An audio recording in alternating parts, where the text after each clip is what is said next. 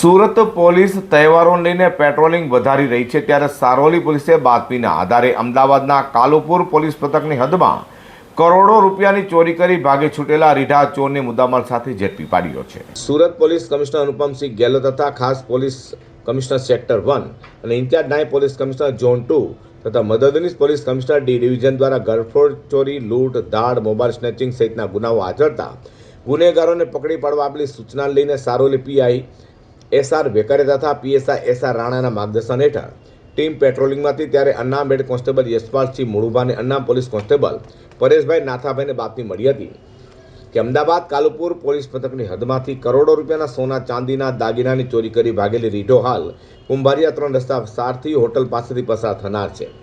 જે માહિતીના આધારે સારોલ પોલીસે તેઓ ગોઠવી ત્યાંથી પસાર થનારા પશ્ચિમ બંગાળના હુબલીના રીઢા આરોપી એવા શાહરૂખુદ્દીન કમલુદ્દીન મીરને ઝડપી પાડ્યો હતો. તેની ઝડપી લેતા તેની પાસેથી 1,19,85,00,000થી વધુની અધધ કહી શકાય તેમ કિંમતના સોના ચાંદીના દાગીના મળી આવ્યા હતા. તેથી પોલીસે આરોપીની ધરપકડ કરી તેનો કબજો અમદાવાદના કાલુપુર પોલીસને સોંપવાની તજવીજ હાથ ધરી છે.